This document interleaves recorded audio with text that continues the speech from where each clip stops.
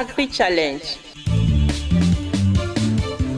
le magazine de l'entrepreneuriat agricole et du développement durable. La Banque agricole du Niger, Bagri, sponsor officiel d'Agri-Challenge. Bagri, nous œuvrons pour votre autonomie. Chers téléspectateurs, bonsoir et bienvenue dans Agri-Challenge.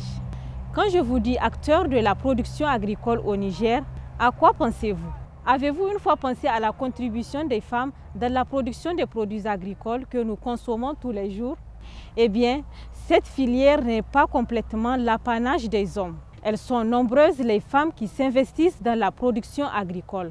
Et c'est ce que vous allez découvrir dans ce nouveau numéro d'Agri-Challenge. Agri-Challenge vous fera également découvrir la foire des produits maraîchers d'Agadez. Ces produits agricoles bio sont destinés d'une part à l'amélioration de la valeur nutritionnelle des menus des consommateurs et d'autre part au rehaussement du niveau de revenus des exposants et producteurs périurbains. Chers téléspectateurs, suivez plutôt.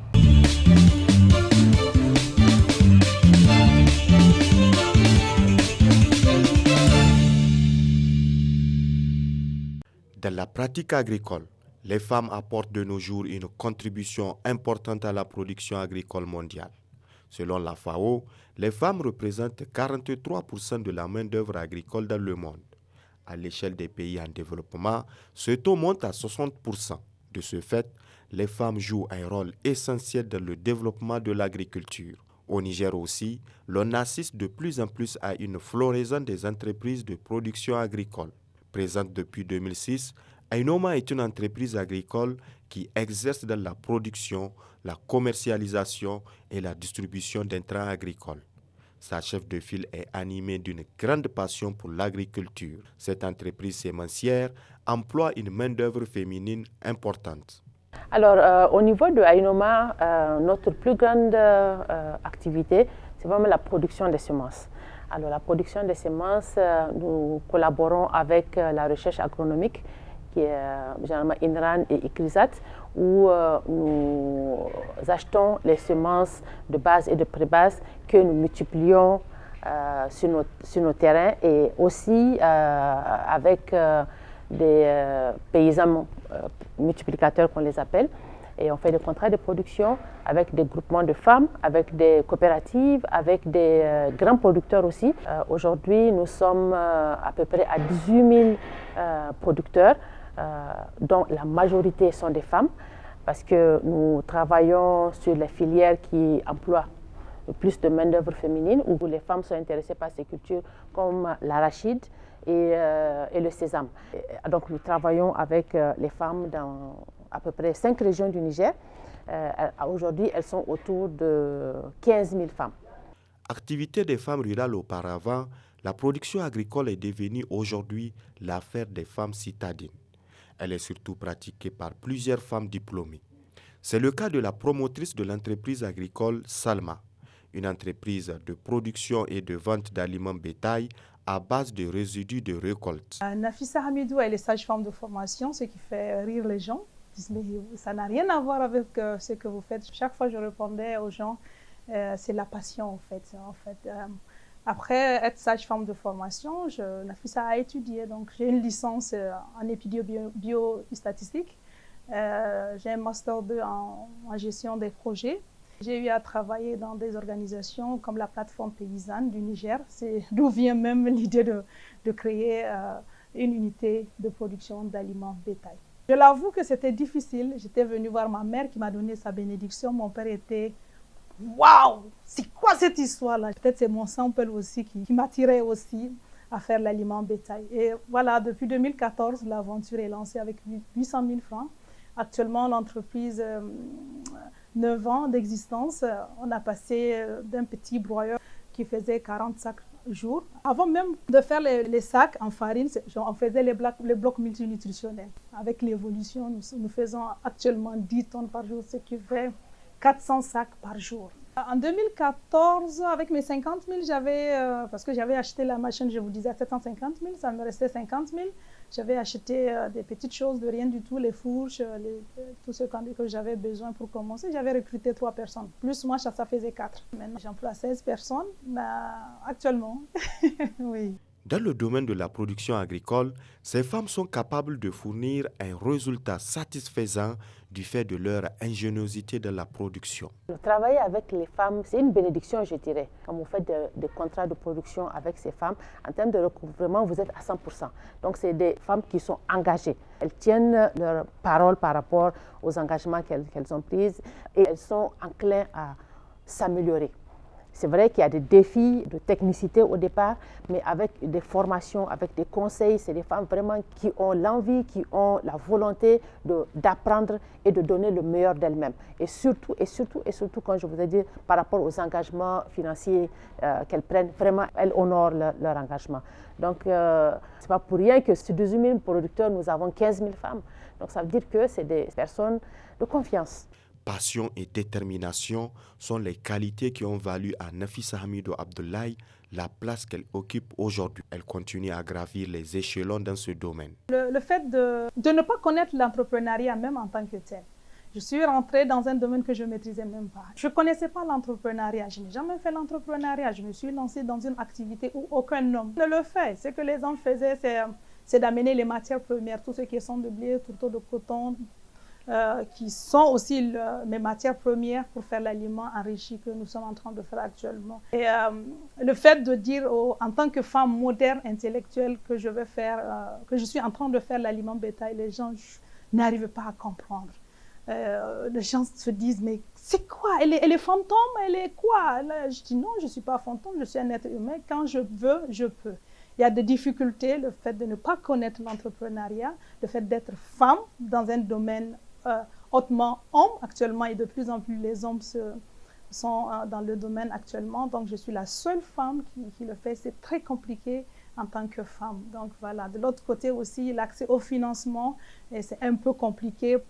À mes débuts, j'étais partie au niveau des banques. Aucune banque ne voulait de moi, mais grâce à Dieu, maintenant, je suis l'amie des banquiers. Au début de la création de l'entreprise, on est passé de 3 millions de chiffres d'affaires par an. Actuellement, on est à plus de 200 millions de chiffres. Les femmes agricultrices de Gabougoura ne sont pas en reste. Le site horticole de Gabougoura compte 56 femmes agricultrices. Ces femmes travaillent sur un site de 2 hectares. Le rendement n'est plus à démontrer. Notre site tel que vous le voyez contient du moringa, du manioc, du maïs, de l'oignon, de la tomate, du gombo et du haricot. Ce site est un nouveau, car nous avons un ancien site vers le bas là. Étant donné qu'il a été inondé, notre groupement a vu que le fait de rester inactif n'arrangerait pas les choses. C'est pourquoi on a réfléchi à une voie de sortie. Et voilà, avec ces nouveaux sites, nous remercions Dieu. Les femmes font de leur mieux. Nous avons commencé cette initiative avec 20 personnes. Et vous voyez où nous sommes arrivés aujourd'hui. Pourtant, ces femmes agricultrices rencontrent d'énormes défis dans leurs activités, bien qu'elles capitalisent de nombreux succès. Les difficultés que nous rencontrons, vous voyez, cette ONG-là, il a fait un panneau d'eau, il a fait des piscines. Donc jusqu'à présent, c'est avec du seau que nous enlevons pour arroser les plantes. Nous voulons des tuyaux pour sortir dans cette piscine, arroser les plantes. C'est la première difficulté que nous rencontrons. Le site il est bien aménagé, mais il y a une difficulté qui reste. Nous n'avons pas de fongicides pour traiter notre plante. C'est nous qui achetons du tabac et des rosoirs. Nous n'avons pas de matériel pour travailler. Les autres femmes, ils sont partis au marché pour vendre les céréales que nous récoltons. Les autres sont travaillés dans les sites. Aujourd'hui, les femmes convergent de plus en plus vers une prise de conscience et une reconnaissance du rôle primordial qu'elles jouent dans la vie socio-économique, plus précisément dans le secteur de l'alimentation et de l'agriculture. C'est pourquoi ces dernières s'activent dans la création des initiatives pour une meilleure croissance de leurs projets agricoles.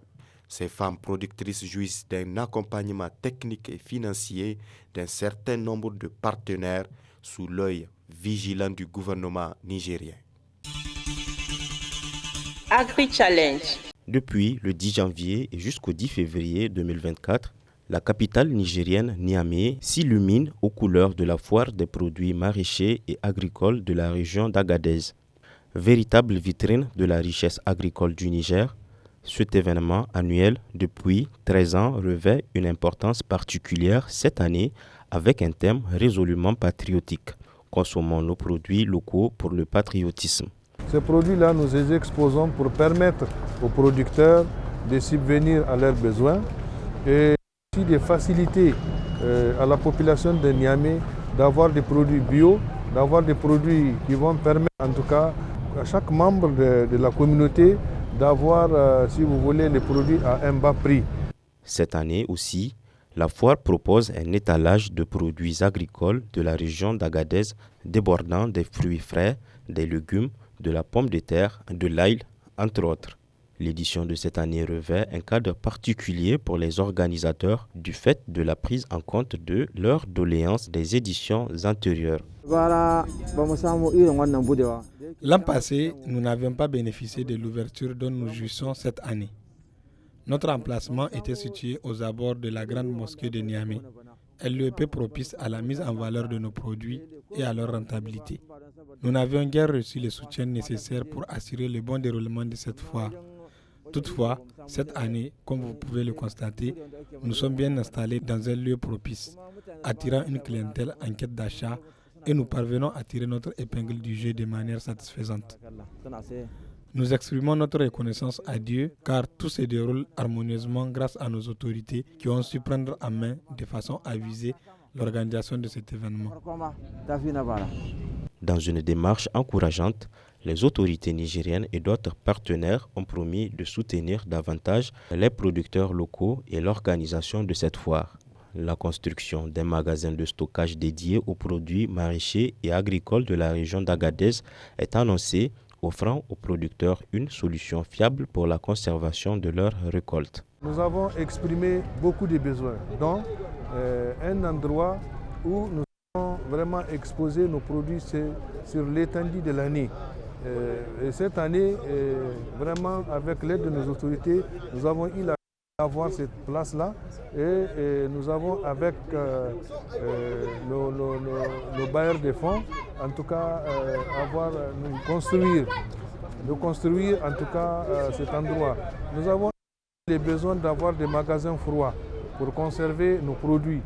Quand je vous prends la région d'Agadez qui fait la moitié du pays, nous avons des terrains, nous avons de l'eau, nous avons les bras valides.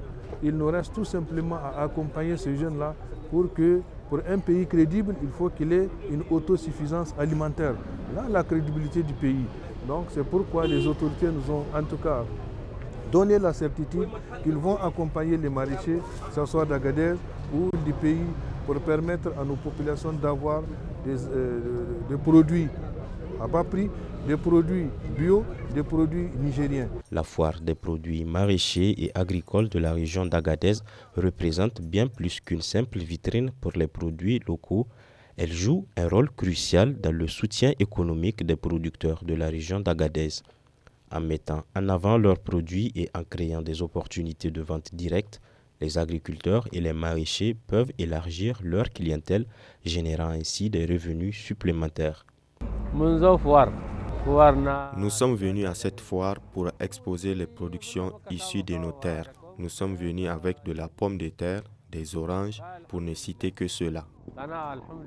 Dieu merci, nous en tirons un bon bénéfice grâce à une affluence de la clientèle bien plus importante que lors des éditions précédentes. L'année précédente, notre principale préoccupation résidait dans le choix de l'emplacement d'exposition qui n'était pas approprié. Nous n'étions pas fixes et nous nous déplacions d'un lieu à un autre, ce qui a entraîné une rareté de la clientèle. Et qui dit manque de clients, dit manque de bénéfices. Cette foire est considérée par beaucoup bien plus qu'un simple événement commercial. Elle incarne un mouvement vers une consommation locale soutenant l'économie du pays tout en célébrant la richesse et la diversité des produits bio de la région d'Agadez. Chers téléspectateurs, nous sommes au terme de ce numéro d'Agri-Challenge et j'espère que vous l'avez agréablement aimé. Si vous souhaitez suivre l'émission Agri-Challenge, vous pouvez nous contacter sur les adresses qui s'affichent en bas de votre écran. 96.6 MHz est la fréquence de la radio Challenge FM que vous pouvez écouter à Niamey et ses environs. Rendez-vous dans 2 semaines pour une nouvelle édition.